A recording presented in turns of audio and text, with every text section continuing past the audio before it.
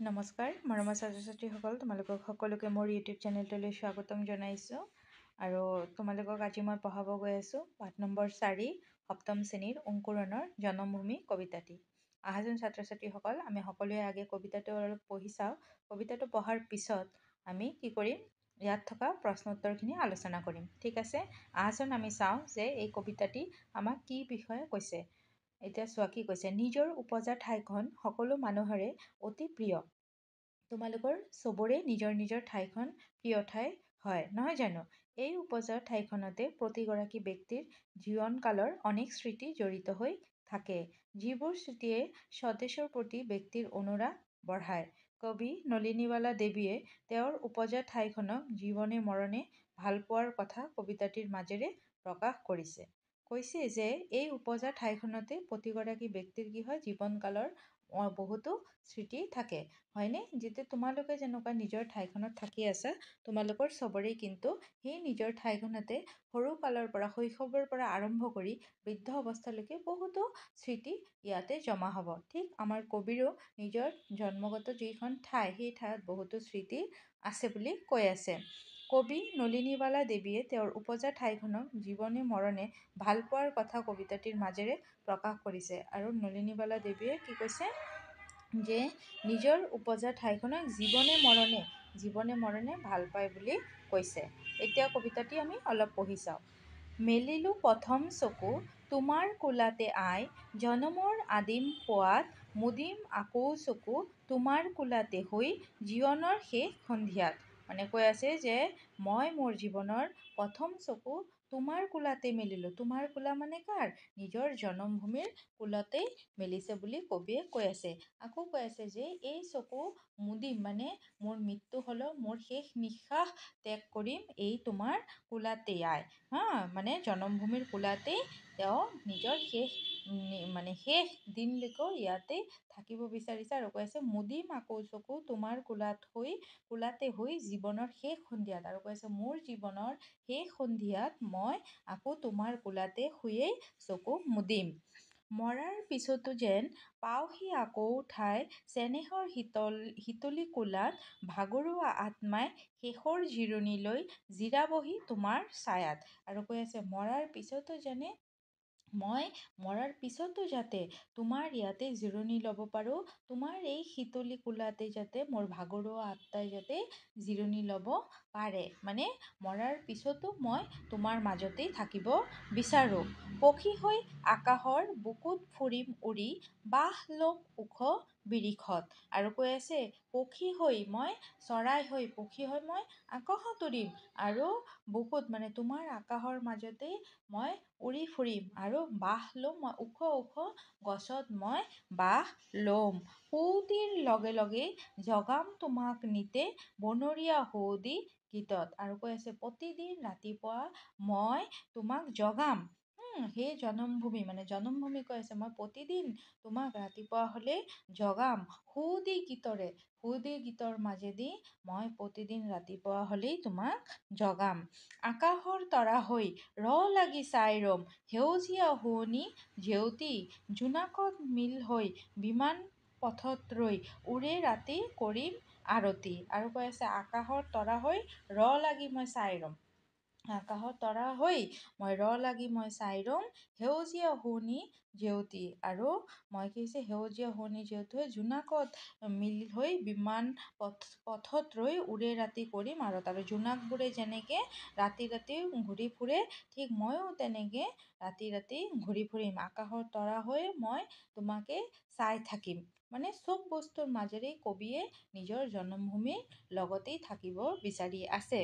হিমালয় পৰ্বতৰ শুকুলা টিঙত গৈ ফুলি ৰ'ম মানসী বিলত। কৈ আছে হিমালয়ৰ পৰ্বততো গৈ, সেই শুকুলা টিঙত গৈ মই মানস বিলত মই ফুলি ৰ'ম, মলয়াৰ চোৱাৰত পাৰিজাত ৰেণুখানি ধুলাম তোমাৰ চৰণত। আৰু কৈ আছে মই পাৰিজাত ৰেণু হৈ, যি পাৰিজাত ফুল, মই সেই পাৰিজাতৰ ৰেণু হৈ মই তোমাৰ চৰণত ধুলাম, নদী হৈ পখালিম দুখুনী চৰণ নিতে, মই ডেইলি মানে কৈ আছে তোমাৰ দুই চৰণত মই নদী হৈ পখালিম মই মাটি হৈ মিলিম বুকুত, আৰু মই নদী হৈ তোমাৰ দুচৰণ মই পখালিম, মানে তোমাৰ দুই চৰণ ধোৱাম আৰু মাটি হৈ মিলিম বুকুত, সোণোৱালী মেঘ হৈ ৰঙা হাঁহি বিৰিঙাম। আৰু কৈ আছে সোণোৱালী ৰঙৰ মই মেঘ হৈ ৰঙা হাঁহি বিৰিঙাম।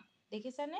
হেতা পৰা দুখনি উঠত, তোমাৰ যি দুখন উঠ হেতা পৰি গৈছে, মই সেই হেতা পৰা দুখনি উঠত মই কি কৰিম? সোণালী মেঘ হৈ ৰঙা হাঁহি বিৰিঙাম। এই এনেকেই কবি নলিনীবালা দেৱীয়ে নিজৰ জনমভূমিৰ প্ৰতি যি প্ৰেম, সেই প্ৰেম এই কবিতাৰ জৰিয়তে প্ৰকাশ কৰিব বিচাৰিছে। ঠিক আছে, বুজি পাইছে ছাত্ৰ ছাত্ৰীসকল? নিশ্চয়। কবিতাটিৰ নাম হৈছে কি? জনমভূমি। কবিৰ নাম হৈছে কি? নলিনীবালা দেৱী। উৎস মানে কবিতাটি ক'ৰ পৰা লোৱা হৈছে? নলিনীবালা দেৱী ৰচনা সম্ভাৰ প্ৰথম খণ্ড, সম্পাদনা ডক্টৰ শীলা বৰঠাকুৰত থকা সন্ধিয়াৰ সুৰ কবিতা পুথিখনৰ পৰা লোৱা হৈছে। কোন কবিতা পুথিৰ পৰা? সন্ধিয়াৰ সুৰ কবিতা পুথিখনৰ পৰা লোৱা হৈছে। কবিতাটো ছাত্ৰ ছাত্ৰীৰ উপযোগীকৈ চমু কৰি পাঠ্যপুথিত সন্নিৱিষ্ট কৰা হৈছে। মানে কবিতাটি চমুকৈহে ইয়াত দিয়া হৈছে। এতিয়া ইয়াত জানো আহা নলিনীবালা দেৱীৰ সম্পৰ্কে দিছে, এইখিনি তোমালোকে জানিব লাগিব। অসমৰ মহিলা কবিসকলৰ ভিতৰত নলিনীবালা দেৱী এগৰাকী প্ৰতিষ্ঠিত কবি। তেখেতৰ জন্ম বৰপেটাত। তেখেত স্বাধীনতা সংগ্ৰামী কৰ্মবীৰ নবীন চন্দ্ৰ বৰদলৈৰ জীয়ৰী। মানে তেখেতৰ পিতৃৰ নাম কি আছিল? নবীন চন্দ্ৰ বৰদলৈ। অকালতে স্বামীক হেৰুৱাই তেখেতে কাব্য চৰ্চাত মন দিছিল। সন্ধিয়াৰ সুৰ, সপোনৰ সুৰ, পৰশমণি আদি হ'ল তেখেতৰ উল্লেখযোগ্য কবিতাৰ পুথি। ইয়াৰ পৰা আহিবও পাৰে যে নলিনীবালা দেৱীৰ দুখন কবিতা পুথিৰ নাম লিখা, তেতিয়া তোমালোকে ইয়াৰ পৰা লিখি দিবা। তেখেতে চোৱা পদ্মশ্ৰী সন্মান লাভ কৰা কবি নলিনীবালা দেৱী আমাৰ চিৰনমস্য।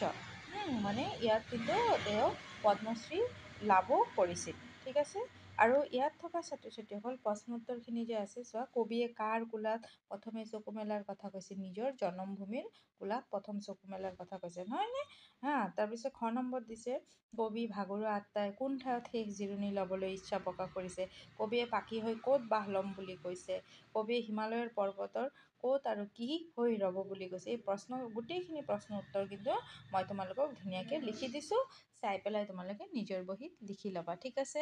আৰু মৰমৰ ছাত্ৰ ছাত্ৰীসকল, তোমালোকে ভিডিঅ'টো চোৱাৰ পিছত অন্ততঃ এটা লাইক, শ্বেয়াৰ আৰু ছাবস্ক্ৰাইব কৰি দিবা চেনেলটো। যিসকলে মোৰ চেনেললৈ নতুন আহিছা, তোমালোকে আগন্তুক ভিডিঅ'সমূহ পাবলৈ মোৰ চেনেলটো ছাবস্ক্ৰাইব কৰি ৰাখিবা, আৰু ভিডিঅ'সমূহ চাই যদি ভাল পোৱা এটা লাইক কৰিবা, এটা কমেণ্ট কৰি যাবা। ঠিক আছে, থেংক ইউ।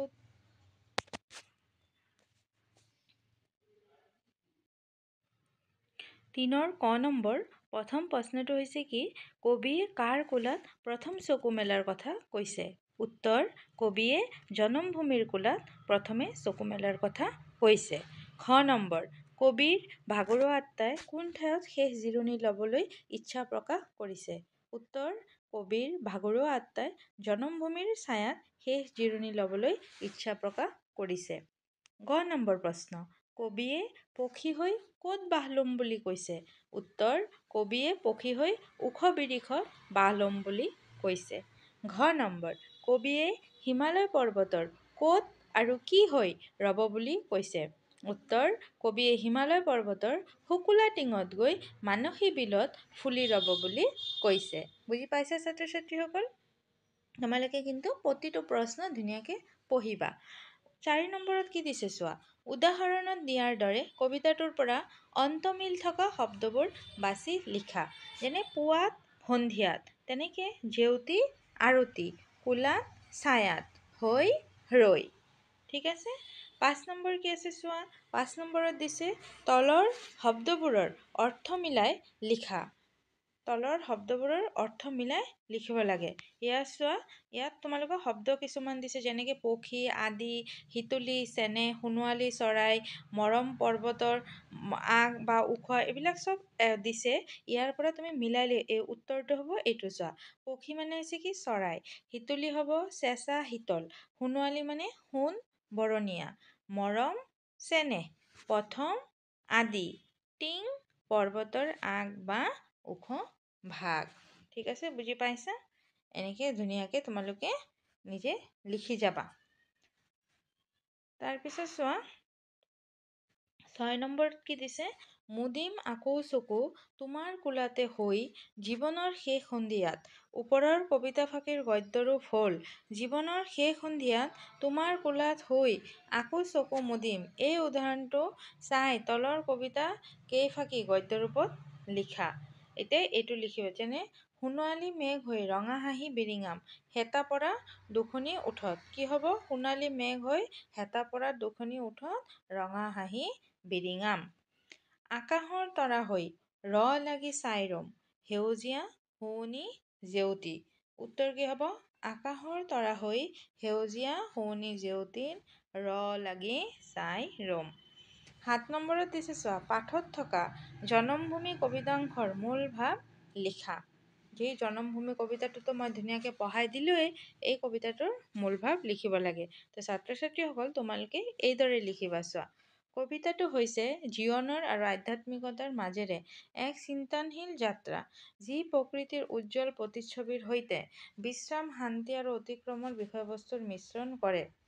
ই জীৱনৰ চক্ৰ, প্ৰকৃতিৰ আলিংগনত শান্তিৰ মুহূৰ্তবোৰৰ ওপৰত প্ৰতিফলিত কৰে আৰু জীৱনৰ শেষৰ বাহিৰত আধ্যাত্মিক পৰিপূৰ্ণতাৰ দিশত যাত্ৰাৰ ইংগিত দিয়ে। ঠিক আছে? তাৰপিছত কি কৈছে চোৱা, তলৰ শব্দবোৰৰ বিপৰীত অৰ্থ বুজোৱা শব্দ লিখিব লাগে। তো ইয়াত প্ৰশ্নটো এইটো আছে, উত্তৰখিনি মই এনেকৈ লিখি দিছোঁ। চোৱা, শেষ জনম কি হ'ব? জনম মৰণ, শেষ আৰম্ভণি, ছাঁ পোহৰ, ওখ চাপৰ আৰু ৰাতি দিন। ঠিক আছে?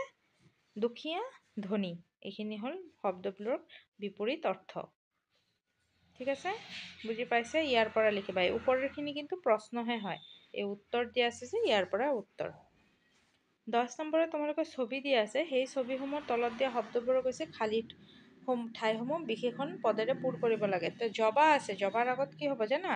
ৰঙা জবা, সেউজীয়া পাত, ছাতিৰ আগত হ'ব ক'লা ছাতি। 6 নম্বৰ, বন্ধনীৰ ভিতৰত থকা শব্দবোৰৰ পৰা বিশেষ্য আৰু বিশেষণ পদবোৰ বাছি ভাগে ভাগে লিখা। যেনেকৈ ভাল, ল'ৰা, ক'লা, কাউৰী, নীলা, আকাশ, লেতেৰা, সুৰ, মাছ, পানী, গাখীৰ, বগা, এইবিলাক দিছে। তো ইয়াত বিশেষ্য পদ কি হ'ব? তোমালোকে ইয়াত চোৱা, বিশেষ্য আৰু বিশেষণ মানে পদবোৰ ভাগ কৰিব দিছে। তো বিশেষত হ'ব ল'ৰা, কাউৰী, আকাশ, মাছ, পানী, গাখীৰ, এইবিলাক হ'ব কি? বিশেষ্য। আৰু ভাল, ক'লা, নীলা, লেতেৰা, সৰু, বগা, এইবিলাক হ'ব বিশেষণ। মই ওপৰত বিশেষণটো লিখাটো হোৱা নাই, মিষ্টেক হৈ গ'ল। তোমালোকে এনেকৈ ভাগ কৰি লিখিবা। ঠিক আছে? তাৰপিছত 11 নম্বৰ কৈছে, কবিয়ে, মই আকৌ কিন্তু এইটো কৈ দিছোঁ দেই, এইটো অলপ মন দি শুনি ল'বা। বিশেষ্য হ'ব কি? ল'ৰা, কাউৰী, আকাশ, মাছ আৰু পানী, গাখীৰ, মানে যিবিলাক নাম মাত্ৰ হৈছে বিশেষ্য। আৰু বিশেষণ হৈছে দুখ, গুণ, সংখ্যা, পৰিমাণ, এইবিলাক বুজোৱা শব্দবিলাক হৈছে বিশেষণ। তো ভাল, ক'লা, নীলা, লেতেৰা, সৰু, বগা, এইবিলাক হ'ব কি? বিশেষণ। মই বিশেষণবিলাক মাৰ্ক কৰি দি আছোঁ। ছাত্ৰ ছাত্ৰীসকল, ইয়াত চোৱা, যিসমূহ বিশেষণ হয় সেইসমূহ মই মাৰ্কিং কৰি দিছোঁ। ঠিক আছে? এই বিশেষণবিলাক তোমালোকে এক্সট্ৰাকৈ লিখি ল'বা। আৰু যিসমূহ মই কালাৰ কৰা নাই সেইবিলাক হৈছে বিশেষ্য পদ। ঠিক আছে? বুজি পাইছা নিশ্চয়? নেক্সট আছে 11 নম্বৰ প্ৰশ্ন। 11 নম্বৰ প্ৰশ্নটো চোৱা, কৈছে, কবিয়ে আকাশৰ তৰা হৈ পৃথিৱীৰ সেউজীয়া বৰণ চাবলৈ বিচাৰিছে। তুমি আকাশত উৰিব পাৰিলে কি চাবলৈ বিচাৰিবা? লিখা। তো মই লিখিছোঁ, চোৱা, তোমালোকে এনেকৈ লিখিব পাৰা। আকাশত, বা তোমালোকৰ যদি বেলেগ বেলেগ মন্তব্য থাকে বেলেগ ধৰণৰ লিখিব পাৰা। আকাশত উৰিব পাৰিলে মই ওপৰৰ পৰা আমাৰ পৰিৱেশ চালোহেঁতেন আৰু চৰাইৰ দৰে উৰি ফুৰি থাকিলোঁ হয়, আৰু লগতে মোৰ জনমভূমিৰ মনোমোহা ৰূপ চাবলৈ বিচাৰিম। ঠিক আছে? এইটো মই মোৰ মনোভাৱ লিখিছোঁ, তেনেকৈ তোমালোকৰ নিজৰ মনোভাৱ ইয়াত সন্নিৱিষ্ট কৰিব পাৰা। ঠিক আছে ছাত্ৰ ছাত্ৰীসকল, আজি আছিল ইমানখিনিলৈকেই। আগন্তুক ভিডিঅ'সমূহত আকৌ নতুন এটা চেপ্টাৰ লৈ, নতুন লেচন লৈ আহিম। তোমালোকে যদি ভিডিঅ'সমূহ চাই ভাল পোৱা তেতিয়াহ'লে লাইক, শ্বেয়াৰ, ছাবস্ক্ৰাইব কৰি দিবা। আগতো মই কৈছোঁ। আৰু সকলোৱে ভালে থাকিবা, ধুনীয়াকৈ এইসমূহ নিজৰ বহীত উঠাই ল'বা দেই। থেংক ইউ সকলোকে।